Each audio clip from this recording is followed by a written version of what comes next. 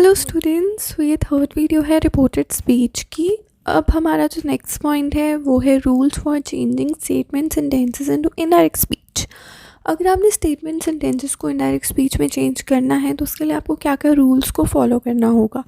देखो, अगर reporting verb से जो है वो किसी ऑब्जेक्ट से फॉलोड होता है, जैसे कोई नाउन या प्रोनाउन लिखा हुआ है, तो तब आप उसको किस में चेंज कर दोगे? तब आप उसको चेंज करोगे जैसे कि word tell, remark, observe, declare, etcetera etcetera. It remains unchanged if it is not followed by an object. अगर जैसे सिर्फ ये लिखा हुआ है शी सेड, कॉमा, फिर इन्वर्टेड कॉमास में लाइन स्टार्ट है, तब आप उसको सेड का सेड ही रखेंगे। अगर लिखा हुआ है शी सेड टू हर, तो she exclaimed her, she told her, she admitted her, और ये चेंज होगा अकॉर्डिंग टू द जो भी मीनिंग निकल रहा है या सेंस निकल रहा है बात करने का इन द सेंटेंस। जो इन्वर्टेड कॉमास होते हैं इन डायरेक्ट स्पीच, उसको भी हम रिमूव कर देते हैं जब हम स्टेटमेंट सेंटेंसेस से इनडायरेक्ट स्पीच बना रहे हैं, ठीक है, क्योंकि डायरेक्ट स्पीच में इन्वर्टेड कॉमास होंगे ही होंगे, तो वो चेंज हो जाते हैं, वो रिमूव हो जाते हैं। एंड कंजंक्शन दैट जो है वो भी लग जाता है आफ्टर द रिपोर्टिंग वर्ब। जैसे हमने लास्ट वाले वीडियो में क्वेश्चंस किए थे, एग्जांपल्स किए थे, सेम वैसा ही है। बाकी सारे जर्नल रूल्स जो होते हैं वो चेंज, जैसे प्रोनाउन का चेंज, टेंस का change, word expression of time and place का चेंज, वो तो सब वैसे का वैसा ही होगा। अब कुछ एग्जांपल्स देख। पॉइंट और है यहाँ पे, remember when the reporting verb is in the present और फ्यूचर टेंस। अगर आपका जो रिपोर्टिंग वर्ब है वो प्रेजेंट या फ्यूचर टेंस में है, तब उसके टेंस में कभी भी चेंज नहीं होता है। In the tense of the reported clause, जो रिपोर्टेड क्लॉज होगा उसके टेंस में आपने कोई चेंज नहीं करना है, वो वैसे का वैसा ही लिखा जाएगा। Now we have some of the examples. जैसे डायरेक्ट स्पीच में दिया हुआ है, father Peter says God takes care of you in more ways than you can think of. तो यहाँ पे सेज के बाद में कोई भी ऑब्जेक्ट नहीं है, तो वो सेम ही रहेगा। Like father Peter says, that लग जाएगा, एक तो कंजंक्शन दैट हमें ऐड करना ही है, कॉमा हट जाएगा, एंड इन्वर्टेड कॉमास भी हट जाएंगे और सेम रहेगा। बट नाउन्स में चेंज होगा, और अगर टाइम एक्सप्रेशन या प्लेस एक्सप्रेशन है तो उसमें भी आप चेंज करोगे। तो इसकी रिपोर्टेड स्पीच क्या हो जाएगी? Father Peter says that God takes care of us. You का हो जाएगा us in more ways than we can think of, because direct speech में क्या है? Father Peter says God takes care of you in more ways than you can think of. तो इसकी indirect speech या reported speech क्या हो जाएगी? Father Peter says that God takes care of us in more ways than we can think of. Same.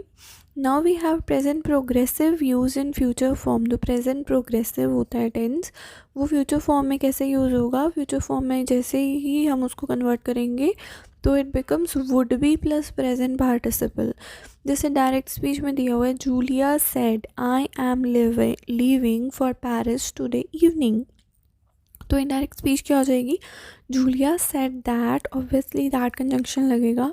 अब she would be leaving, तो यहाँ पे एक तो आपने वुड भी ऐड करना है। अगर मान लो आपको डायरेक्ट स्पीच में प्रेजेंट प्रोग्रेसिव टेंस दिया होता है, ठीक है, तब आपने उसको फ्यूचर फॉर्म में चेंज करना है। और फ्यूचर फॉर्म में आपने चेंज कैसे करना है? आपने वुड बी के साथ में प्रेजेंट पार्टिसिपल लगाना है। अब यहाँ पे क्या हो जाएगा? Julia said that she would be leaving for Paris that evening, because today यहाँ पे that, today evening that evening में चेंज हो जाएगी। तो इस तरीके से आपने लिखना है। यहाँ पे नोट्स में दिया हुआ है कि इस तरीके से आपने नहीं लिखना, जैसे Julia said that she was living for Paris that evening. तो आप इसको पास्ट टेंस में नहीं लेके जाओगे, आप इसको फ्यूचर फॉर्म में ही चेंज करोगे। तो आपने would be plus present participle लगा के चेंज करना है।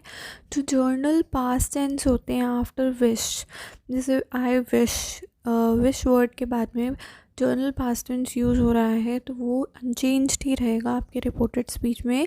For example, Simha said I wish I were the most powerful king in the jungle.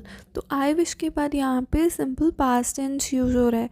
तो Simha said that he wished, यहाँ पे पहले तो सेकेंड फॉर्म में चेंज हो जाएगा आपका, विश्ड में चेंज हो जाएगा, आई की जगह ही आ जाएगा, दैट कंजंक्शन ऐड हो जाएगा। तो he wished he were the most powerful king in the jungle. Now we have would rather, would sooner, had better. ये रिमेन अनचेंज्ड ही रहते हैं रिपोर्टेड स्पीच में, ये सेम ही लिखे जाएंगे, वुड रैदर भी, वुड सूनर भी और हैड बेटर भी, इनमें आपने चेंज नहीं करना. जैसे Kavita said I would rather stay at home than go out in the rain. तो कविता सेड दैट तो लगेगा ही, आई की जगह शी चेंज होगा बिकॉज लड़की के बारे में बात हो रही है. तो Kavita said that she would rather, same ही रहेगा, stay at home that than go out in the rain.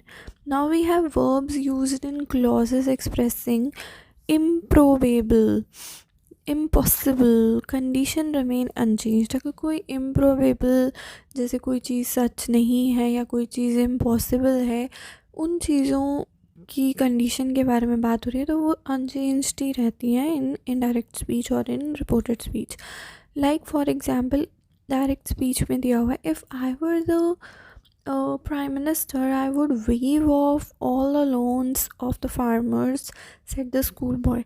तो स्कूल बॉय ने क्या कहा कि अगर मैं प्राइम मिनिस्टर होता तो मैं सारे जो लोन्स होते हैं फार्मर्स के ऊपर उनको माफ़ कर देता. तो यहाँ पे आपने सेम ही लिखना है, द स्कूल बॉय सेड और रिमार्क. तो इस तरीके से जो, क्योंकि द स्कूल बॉय सेड तो लास्ट में आया लेकिन हम इसको फर्स्ट में लेके जाएंगे. तो ये क्या हो जाएगा, द स्कूल बॉय सेड और remarked that if he were the prime minister he would waive off all the loans of the farmers. Words or expression used to introduce a sentence are left out in the reported speech. तो यहाँ पे जो words या expressions use to introduce a sentence को introduce करने के लिए use होते हैं, उनको लेफ्ट आउट कर देते हैं हम इन रिपोर्टेड स्पीच, बाहर निकाल देते हैं. For example, well you need to see a doctor immediately, Ghosh said to me. So Ghosh told me that I needed to see a doctor immediately. Next example is, okay, I'll help you with the packing, said Katie to me. तो Katie promised to help me. यहाँ पे okay word हमने remove कर दिया, last वाले में well word remove कर दिया था. तो उसमें क्या हो जाएगा, Katie promised to help me with the packing, or Katie said that she would help me with the packing. One thing you have to remember, यहाँ पे जैसे स्टेटमेंट वाले सेंटेंसेस हैं, जब सिंपल सेंटेंसेस आते हैं तब तो हम said का said लिख देते हैं, said to को told में चेंज कर देते हैं. बट जब स्टेटमेंट वाले सेंटेंस आते हैं, इंटेरोगेटिव आएंगे, एक्सक्लेमेटरी आएंगे, इन सेंटेंसेस में या कमांड वाले सेंटेंसेस आएंगे, रिक्वेस्ट वाले सेंटेंसेस आएंगे, इन सब में आपने said को हटा करके एक डिफरेंट वर्ड्स यूज़ करने हैं. जैसे अगर कोई किसी को कुछ कह रहा है तो एक्सक्लेम्ड वर्ड यूज़ कर लो, ठीक है, या इंक्वायर्ड वर्ड भी एक होता है, वो भी हम यूज़ कर लेते हैं.